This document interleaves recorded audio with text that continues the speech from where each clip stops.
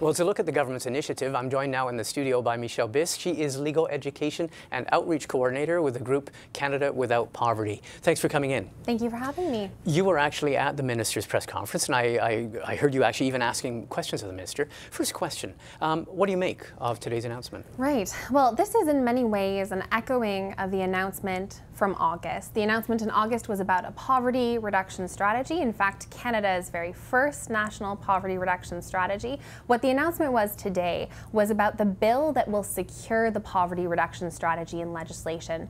It's a really critical piece, right? Because in many ways it forms the bones of where we're going in terms of our goals to end poverty in Canada. If we start with one of the things that was announced, and that is Canada's first ever, it's been called, poverty line. And it's taking up a measure that's been used, among other measures used, is a StatsCan measure, a sort of a basket of, well, it's one statistic.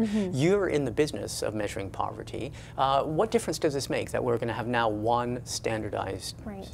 So for such a long time in Canada, there's been this enormous data gap. We don't have the National Council on Welfare, for example, anymore to help us really track that data. There's a number of different measures that have been used, the low income measure, the market basket measure, and in fact, I will note that many groups have been in fact calling for the low income measure, in many ways also because it's internationally comparable. Okay. The government decided to use the market basket measure, which, you know, now we have an official poverty line that we can use to measure. But what we really don't want to get lost from the conversation is that even if we have this poverty line, which can give us some indications, we also have to have multiple different indicators. The experience of poverty is so diverse. There's issues with lack of access to childcare, housing, food insecurity, and it's so critical that you look at all of those different indicators and the fullness of the experience of poverty. Is there any advantage, though, to having this one basic indicator? Because a lot of the journalists at the press conference were thinking that the government might be trying to pull a fast one. If you change the indicator, all of a sudden poverty goes down.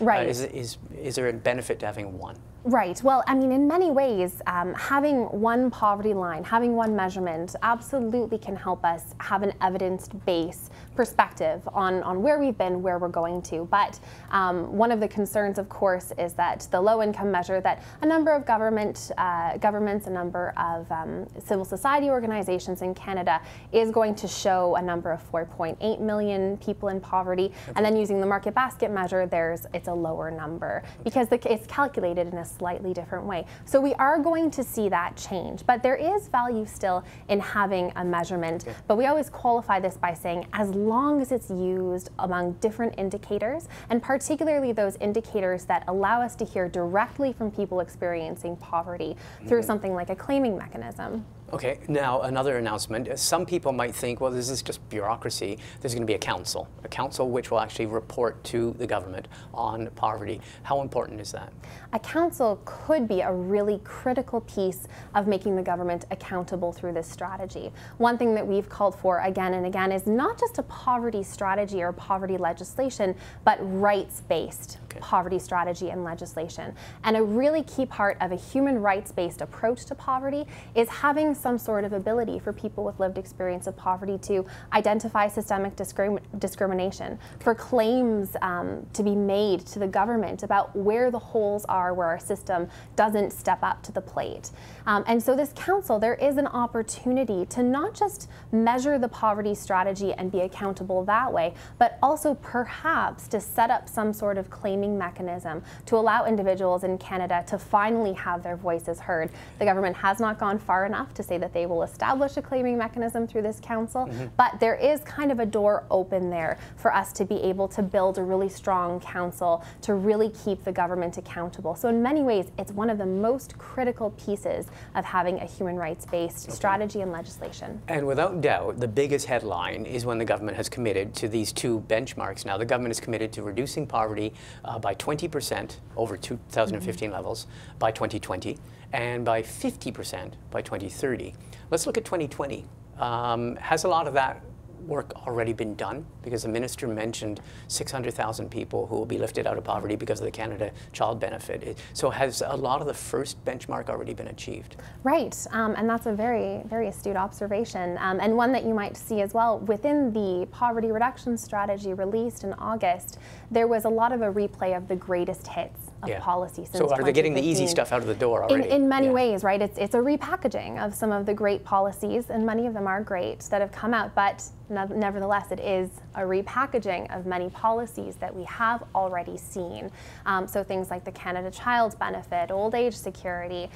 What we didn't see today, and what we would have really liked to see, is an announcement of adequate funding, of legislation that also commits to ensuring that the strategy is supported by adequate funding, by programs, because I'm sure that many people who are living in poverty right now are sitting in their homes thinking, what does this announcement of legislation actually do for my day-to-day experience? 50% by 2030 is the real hard work still to come then? Absolutely, and it's really interesting because in invoking that goal, the government in their strategy also mentioned the Sustainable Development Goals.